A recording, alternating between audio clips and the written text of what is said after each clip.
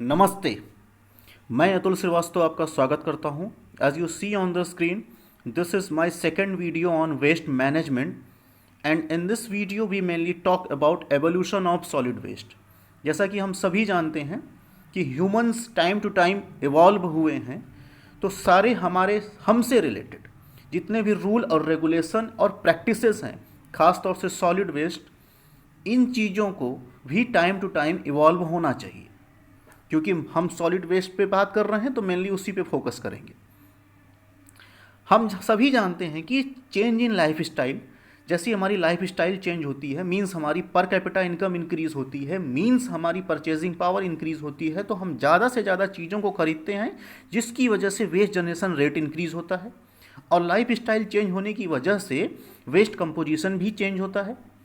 और अगर waste composition भी चेंज हो रहा है तो रूल और रेगुलेशन और उससे रिलेटेड ट्रीटमेंट फैसिलिटीज़ और बाकी सारी चीज़ें भी चेंज होंगी। तो क्या जो रूल आज से 35 से 40 साल पहले रिलायबल थे, क्या वो आज के टाइम में रिलायबल हैं? बिल्कुल नहीं हो सकते। उस समय हमारा waste composition means total waste generation में वेस्ट का कितना फ्रैक्शन था वो अलग है, और आज के टाइम पे क्या है वो अलग है। तो उस समय के रूल एंड रेगुलेशन और treatment technology is not suitable for the current situation. तो टाइम टू टाइम इवॉल्व होना ही जरूरी है। तो हम आपको बहुत पीछे ना ले जा करके कि हम आपको स्वच्छता और संस्कृति से स्टार्ट करें, मींस इंडस सरस्वती सिविलाइजेशन से इतना दूर नहीं जाएंगे। हम आज़ादी के 13 साल बाद आपको लेके चलते हैं, after the 13 years of our independent, mean 1947 के बाद सीधा आपको 1960 में लेके चलते हैं, जब गवर्नमेंट ऑफ इंडिया ने फर्स्ट टाइम इनिशिएटिव लिया था सॉलिड वेस्ट को प्रैक्टिसेस को इम्प्रूव करने के लिए। पहला एक मैनेजमेंट लेके आया था। तो एक स्टोरी की तरह सुनिए, और आप पहुंच चुके हैं 1960 में, जब ministry of agriculture and food ने, या ministry of food and agriculture ने लोन सैंक्शन करना स्टार्ट किया था कंपोस्टिंग के लिए। क्यों? क्योंकि सॉलिड वेस्ट को अच्छे से प्रैक्टिसेस किया जा सके, अच्छे से यूटिलाइज किया जा सके मैनेजमेंट के लिए।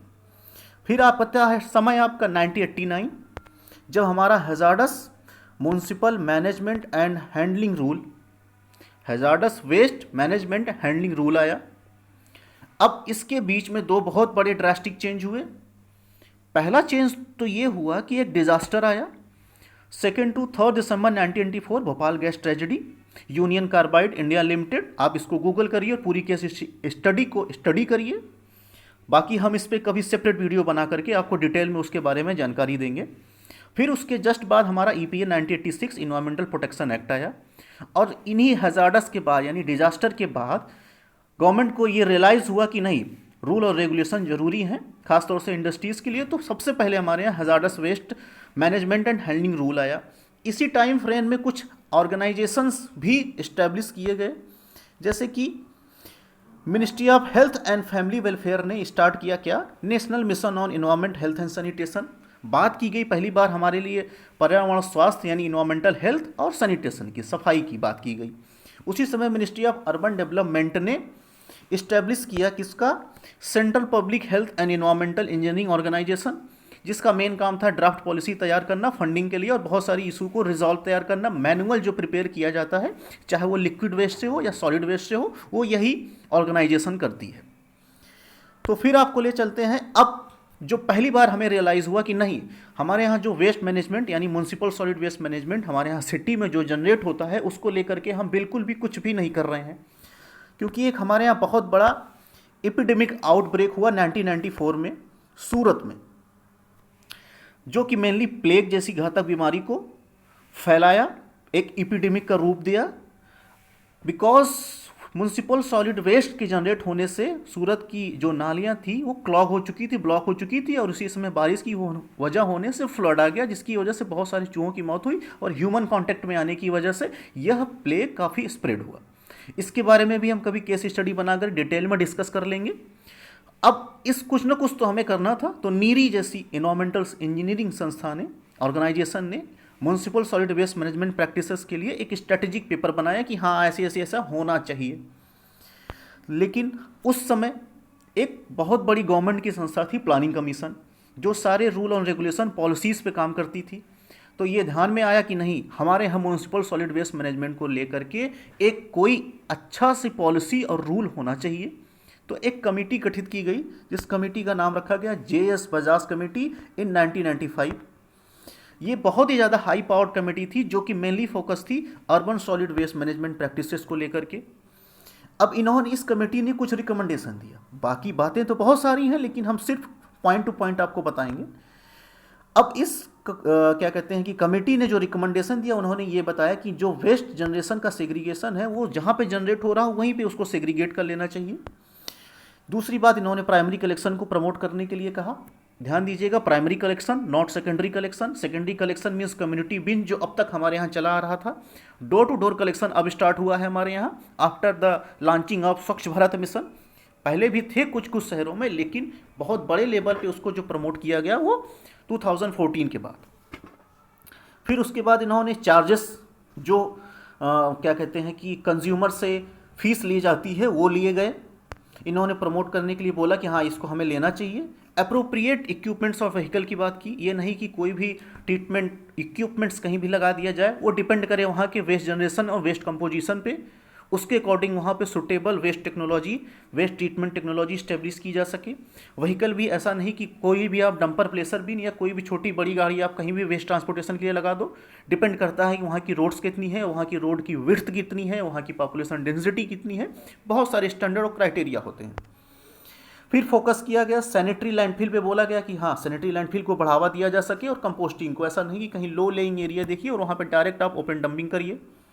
और कंपोस्टिंग को हमारे यहाँ 1960 से ही प्रमोट किया जा रहा था, जिसके अच्छे रिस्पॉन्सेज मिल रहे थे कहीं कहीं। तो ये बोला गया नहीं, वेस्ट टू वेल्थ कॉन्सेप्ट आ सकता है, हम कचड़े से पैसा कमा सकते हैं।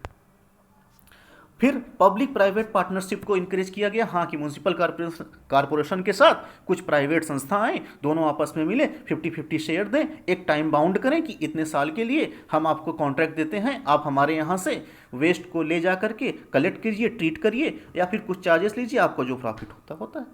एक पायलट बेसिस पे कि क्या ये सक्सेस हो सकता है, इस कमेटी ने रिकमेंडेशन दिया। बट ये सफिशियंट नहीं था, ये रिकमेंडेशन था, पॉलिसीज थी, सारी म्यूनसिपल कॉर्पोरेशन ने इसको अपनाया नहीं होगा। ठीक उसी समय एक PIL पड़ गया, क्योंकि क्लास 1 सिटीज़ में बहुत अमाउंट में वेस्ट जनरेट हो रहा था, जिसका किसी भी तरीके से कोई ट्रीटमेंट नहीं हो रहा था। तो मिस अलमित्रा H पटेल और उनकी कुछ टीम, उनके कुछ सहयोगी versus union of India and others, ये PIL पड़ गया सुप्रीम कोर्ट ऑफ इंडिया में। और इन्होंने एक डायरेक्शन मांगा, मीन्स दिशा निर्देश मांगे। किससे मांगे? The honourable Supreme Court of India और अर्बन लोकल बॉडीज, और किससे? As well as Government of India, हमारी भारत सरकार से, स्टेट गवर्नमेंट्स, राज्य सरकार से। और किस चीज़ पे मांगा? ये इस चीज़ पे मांगा कि सॉलिड वेस्ट मैनेजमेंट प्रैक्टिसेस को किस तरीके से इंप्रूव किया जा सके।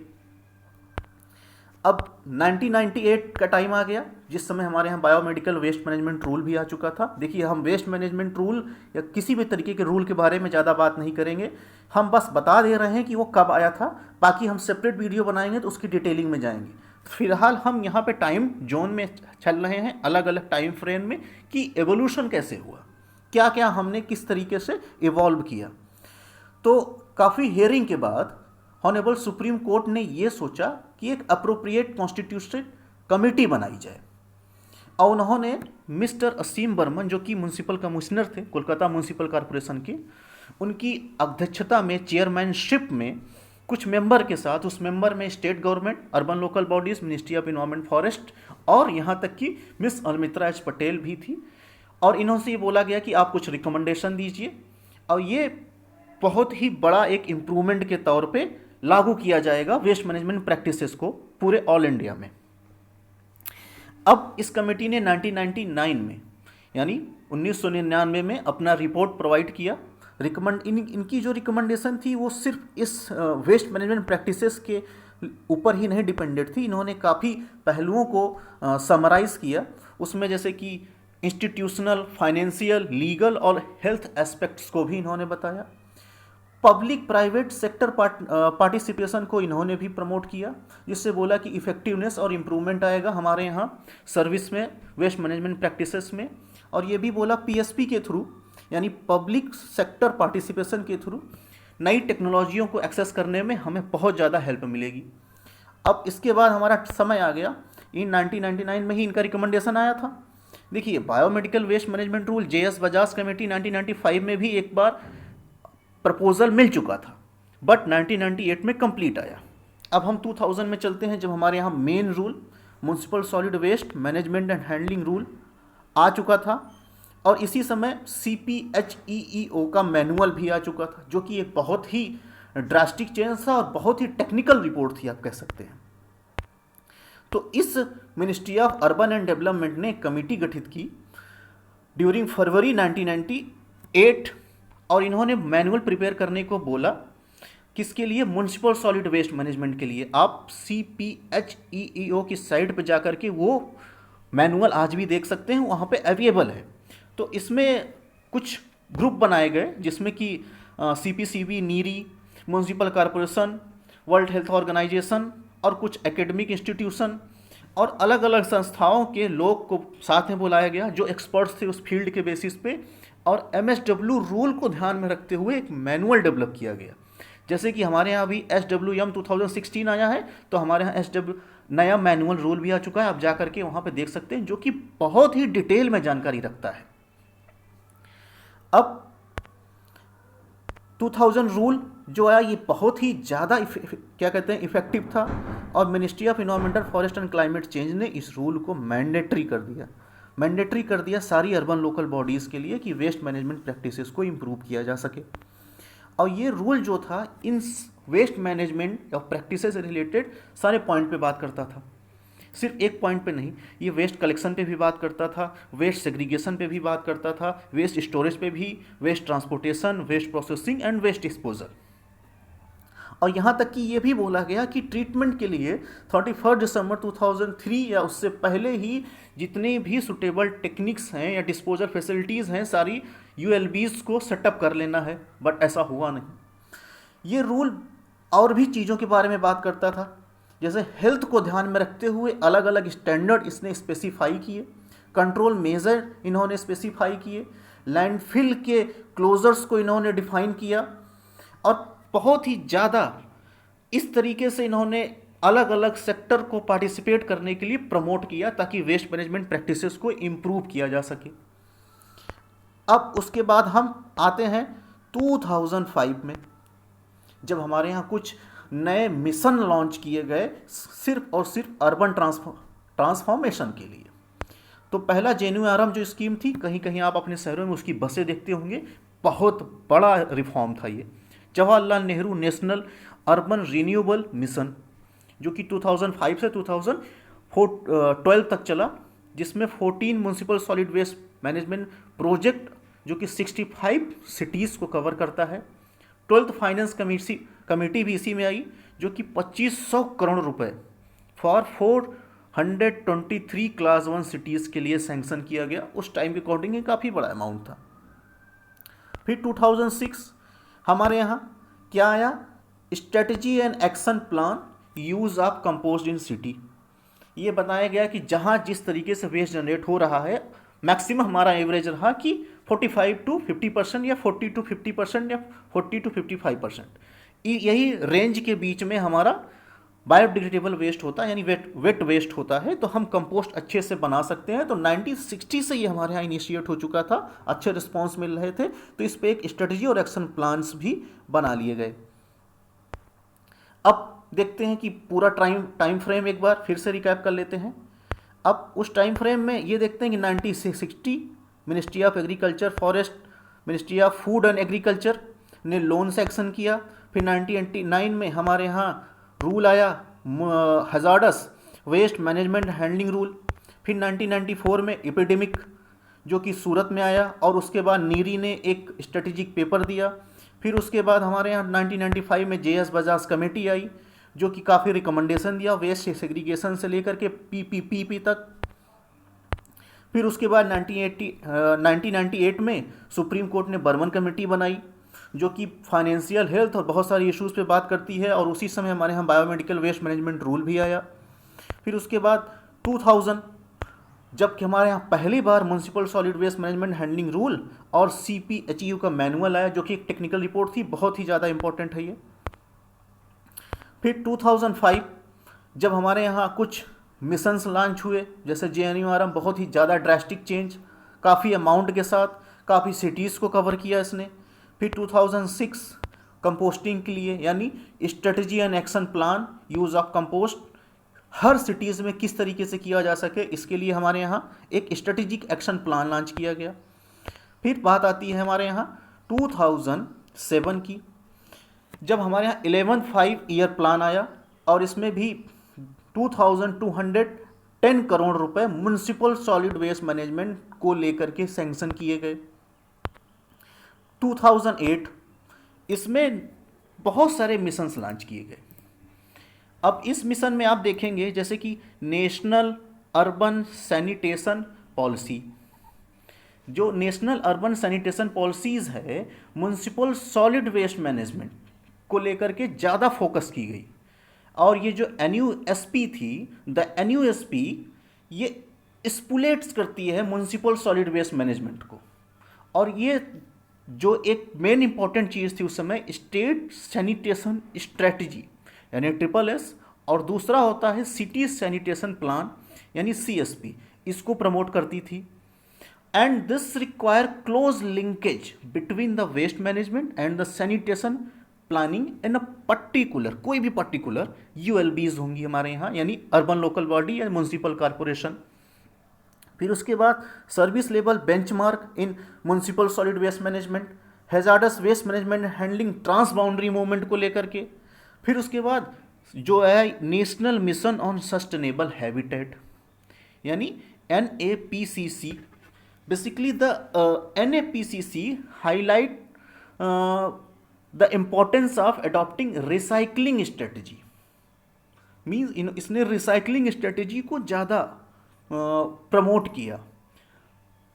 मेनली इसका एम यही था कि जो म्युनिसिपल सॉलिड वेस्ट मैनेजमेंट से या म्युनिसिपल सॉलिड वेस्ट से ग्रीन हाउस इमिशन होता है उसको अवॉइड किया जा सके। और ये हमारे यहाँ जो रूल था ये जो क्लाइमेट चेंज को कहीं ना कहीं रिलेट करता था। तो the national mission on sustainable habitat which was approved in 2008 under the national action plan on climate change, इससे रिलेटेड था ये। तो ऑब्वियस सी बात है ग्रीन हाउस गैस के ऊपर तो बात करेगा ही। अब आपका टाइम आता है 2010, जब 13th फाइनेंशियल कमीशन आया और इन्होंने अलग अलग म्युनिसिपल सॉलिड वेस्ट मैनेजमेंट को लेकर के स्ट्रेटेजी दी। ये कंटिन्यूसली चलता रहा, अलग अलग फाइनेंशियल ईयर आए, हमारे यहाँ के बजट एलोकेट हुए, म्युनिसिपल सॉलिड वेस्ट मैनेजमेंट को ध्यान में रखा गया और उसको प्रमोट किया गया आगे चल करके। तो ड्रास्टिक चेंज जो आ रहा है उसको आप अंडरलाइन कर सकते हैं। 2011 में प्लास्टिक वेस्ट मैनेजमेंट रूल आया, ई वेस्ट मैनेजमेंट रूल, ड्राफ्ट आया बायोमेडिकल वेस्ट मैनेजमेंट रूल को लेकर के फिर से। फिर उसके बाद आपका टाइम आता है 2012। अब 2012 में एक मिशन फिर से लॉन्च किया गया, जो कि हमारे यहाँ JNURM जो लॉन्च हुआ था वो ख़त्म हो रहा था, 2005 से 2012 तक था। तो urban transformation urban infrastructure development scheme for small medium town scheme. अब ये मिशन जो है ज़्यादा टाइम तक नहीं चला, क्योंकि इसके बाद हमारे यहाँ जो बहुत बड़ा ड्रास्टिक चेंज हुआ 2014 का। अब 2014 में क्या आया है आप सभी जानते हैं, स्वच्छ भारत मिशन, फ्लैक्सी प्रोग्राम कह सकते हैं आप इसे, बहुत ही बड़ा फ्लैक्सी प्रोग्राम। अब तक का वेस्ट मैनेजमेंट और सारी क्लीनिनेस को लेकर के जो भी सारे इनिशिएटिव उठाए गए, इसने सबसे अच्छा और मोस्ट सक्सेसफुल रिस्पांस दिया है इस प्रोग्राम ने।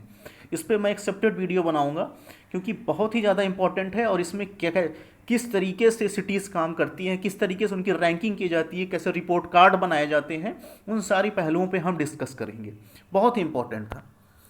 अब फिर उसके बाद एक अटल मिशन हमारे यहाँ लॉन्च हुआ 2015 में, Atal mission for resolution and urban transformation, launch in 2015, क्योंकि JNURM 2005 टू 2012 तक चला।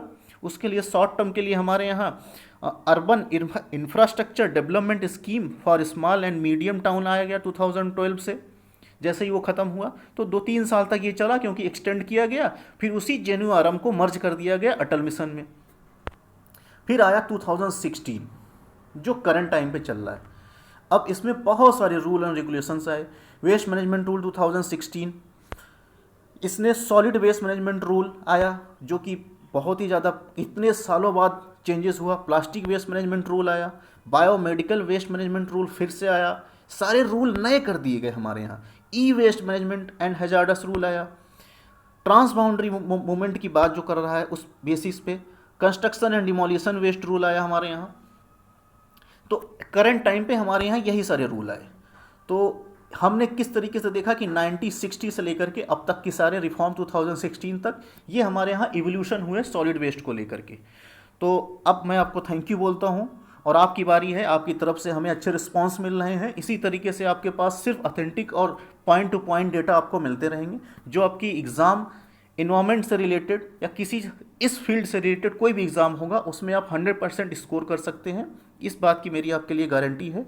तो आप भी मुझे थोड़ा इनकरेज करिए और लाइक, कमेंट और हो सके तो सब्सक्राइब करिए। अगर आप करेंगे तो हमें काफ़ी अच्छा लगेगा। और शेयर करिए क्योंकि शेयरिंग इज़ केयरिंग, और जितना ही लोगों के पास पहुंचेगा वो बहुत ही ज़्यादा प्रॉफिटेबल होगा बाकी लोगों के लिए। Thank you so much.